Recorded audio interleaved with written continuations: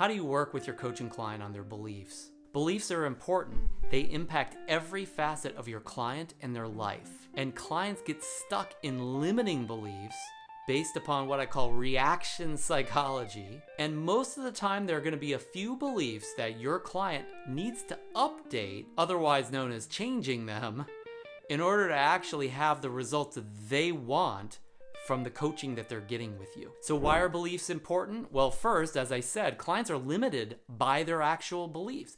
Every belief is limiting in some way because a belief is a sense of certainty that something is true, that it's a fact, that it's real. If it's real for your client, then anything that might defy that reality might not be something your client even sees. They're going to have blind spots based upon that. Or your client may not even give that the time of day. They might not be willing to consider different things based upon the blinders that are created by those limiting beliefs. They may not be willing to take certain actions or allow themselves to feel certain things based upon whatever limiting beliefs they may have. Now, where do these beliefs come from?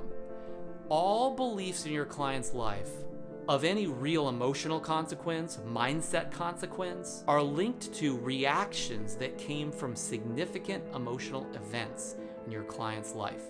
At some point in your client's life, something happened.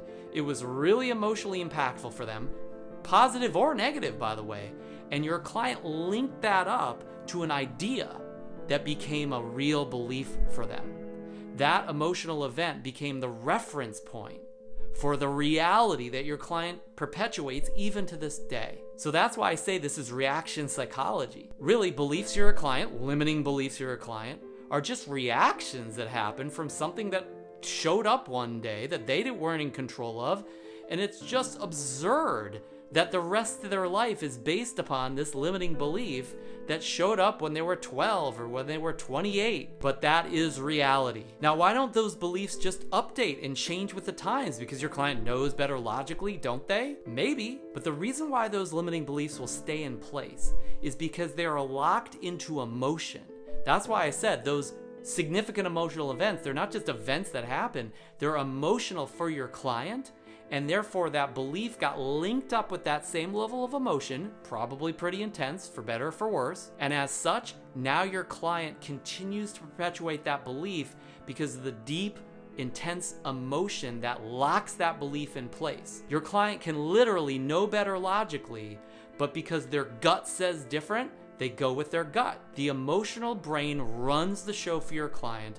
And then the logic is just an explanation of why they're doing or acting or being the way they are. Your client might learn something new logically, like they know better now because of what they've learned in their logic brain.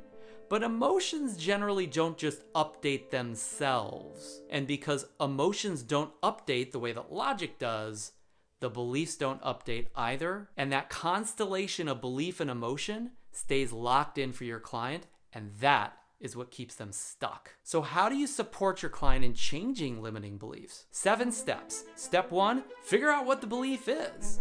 Ask your client, why are you doing things that way? What prevents you from actually having what you want or doing what you should be doing or feeling the way you want to feel? Get their answers. Whatever their answers are beliefs, or at least they lead to and point towards the limiting belief that is keeping your client where they're at today rather than progressing and growing to the level that they really deserve and that they're probably paying you for in coaching. Second, discover why they believe what they believe. There is a reference point, a significant emotional event, something that someone taught them at some point in their history.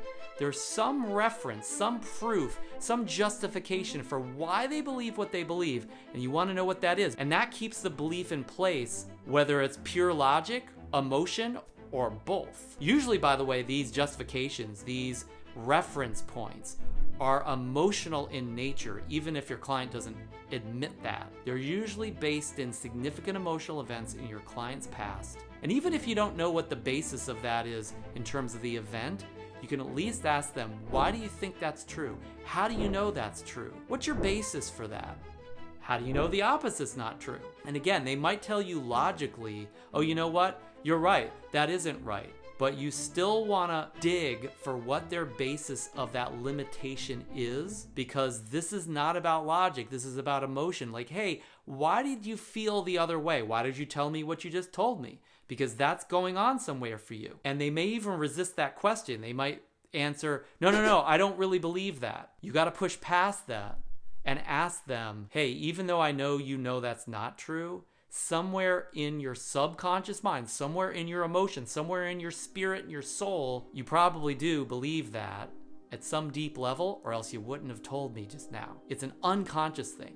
What I'm asking you for is, what do you think the basis of that is? What's your reference point for that? When did you first think that thought? These are just various questions that could provoke your client to give you some sense of where that reference point, when that reference point, or what that reference point came from, or at least what that limiting belief is likely based on. Third, you want to discover how that limiting belief actually serves your client.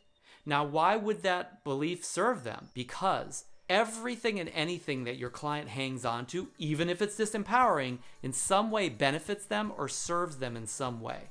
Now, usually this is emotionally serving them. It usually meets a survival need, like certainty or variety or love and connection or significance. But in some way, shape, or form, your client will hang on to something, even if it's limiting, because there's a benefit that they may or may not consciously realize. You gotta dig. How does this belief help you? How might this limiting belief be protecting you from something? Why did you originally believe this limiting belief? Even if there's no benefit today, there was probably a benefit in the past that your client is still emotionally stuck to because they're really living in the past. Now, fourth step, you want to get what I call leverage. Now, I learned the process of leverage from Tony Robbins. I've got an entire playlist of videos that covers all the different coaching techniques and models I learned from Tony. You can check that out in the corner here. But leverage is simply a matter of finding the emotional pleasure and pain points that will change everything for your client. What is the motivation for why your client would bother to want to get rid of this limiting belief? Why would they want to get past it? What's painful for them about this? What would be pleasurable if they actually do change this? You want to start digging for that kind of stuff. That's where the leverage is at for your client. Before I start poking and prodding my client and provoking them to cry a sea of tears, I first want to acknowledge them for what's really great about that belief, even if it's limiting. I want to appreciate and let them know, hey, you needed to believe this belief at one point in your life. This belief serves you in the way that you just mentioned. It's actually admirable, or something that I could at least understand or appreciate why you might think this way. That helps create a sense of rapport and safety with your client because you're about to shake things up a bit. Because at some point, you've got to start showing your client the pain. Hey, what's really painful about believing this? What does this belief rob you from? What are the ultimate dire consequences of continuing to believe this? What kind of experiences of pain and loss and hurt has this belief created in your past? What about today? What about in your future? And if you dig far enough and you're intense enough about those questions, or just telling them what you see, your client's gonna start feeling the pain of experiencing and holding on to that limiting belief. And that's exactly what you want to accomplish with your client in this step. It's not going to be comfortable for them, and they're not necessarily even going to like you when you start digging for these elements. But get their agreement that they need to experience some of this discomfort or pain so that they can actually transform this. Because if it's not painful for them, honestly, really, they probably just stay where they are. And they've proven that, by the way, because that's the way they've been operating up until this session that you're having with them. So the fifth step in this process is you want to support and partner with your client on finding a better belief. A belief that's going to give them the resources that they need. A belief that's going to help them break through the limitations of whatever it is that they experienced in the past. A belief that's going to offer them the motivation, the impetus, the state of mind, the resources and resourcefulness to get what they are after, to take the actions that they need to take, the level of quality of action that they need to have, and to support them in becoming who they'd like to become. So partnering with your client on finding that belief is sometimes it's as simple as just asking them, hey, what's really true?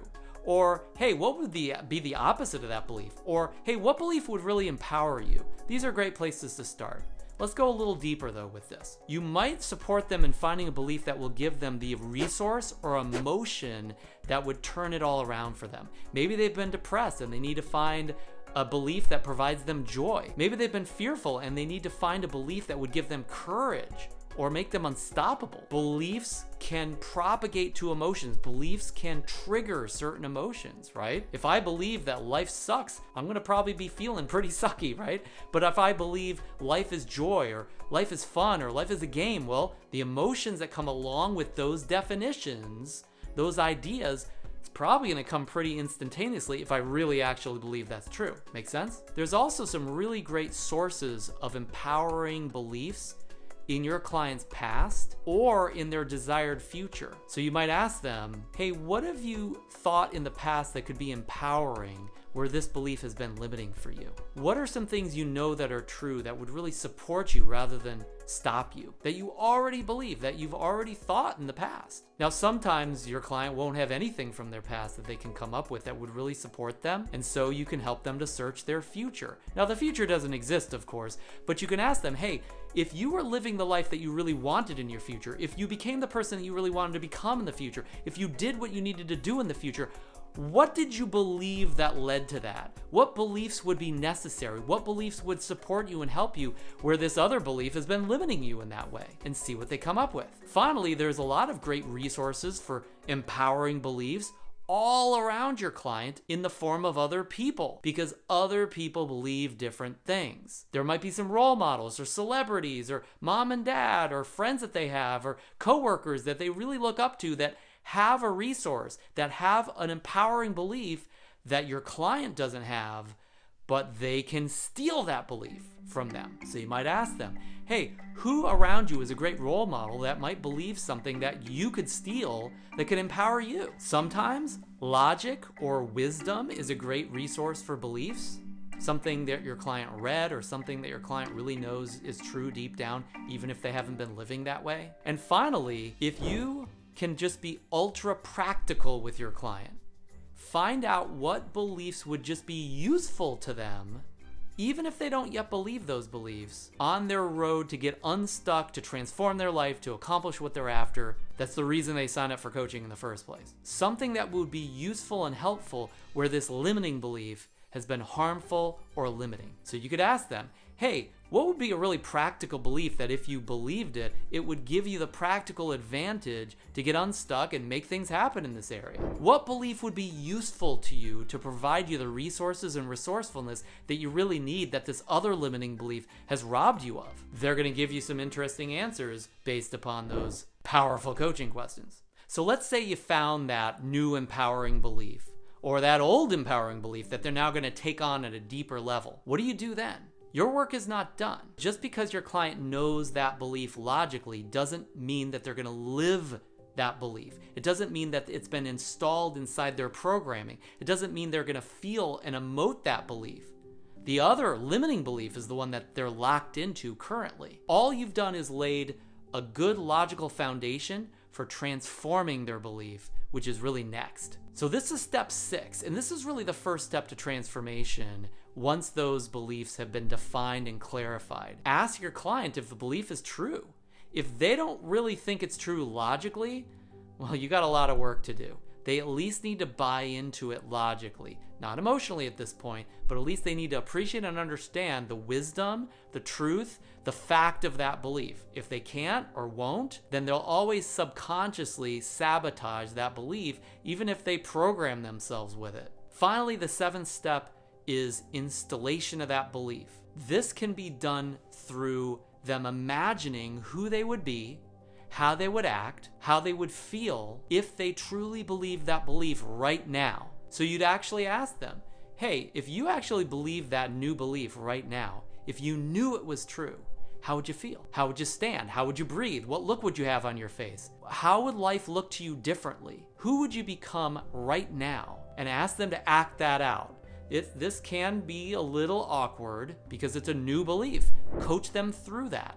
Push them past that awkwardness and get them to play along. Then you want to future pace this. Hey, if you woke up tomorrow believing this, what would you do? How would you feel? What would be different? Who would you start to become? And then you just keep that process of future pacing going for the following week. Hey, if you lived this way for a whole week, what would you accomplish? What would that be like? How would that feel? What about 2 weeks? What about 3 months?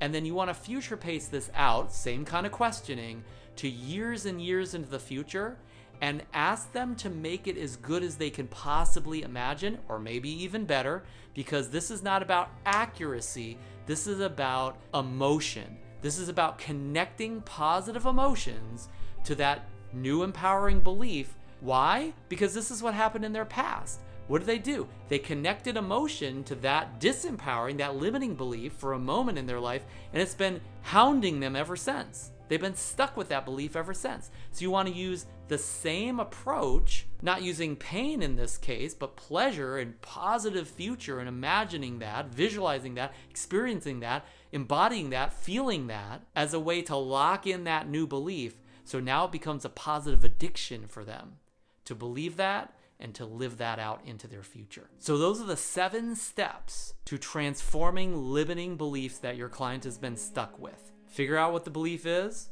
discover why they believe that belief, what's the basis for it, find out how that belief has actually served them, get leverage, meaning motivation for changing that belief, find a better belief, make sure that they think it's true logically, and then finally, future pace that belief with a pleasurable emotion so they can manifest that new belief in reality as a new positive addiction in their life. Now, belief transformation is only one of many different approaches that I've used over the last 20 plus years to transform the lives of the clients that I work with. And I cover a good overview of all of those techniques in this video here. Check it out. By the way, if this was valuable to you, give us a like on the video. It really helps us out. You can also subscribe to our channel to see the next video, which will probably be posted in a couple weeks. I'll see you then.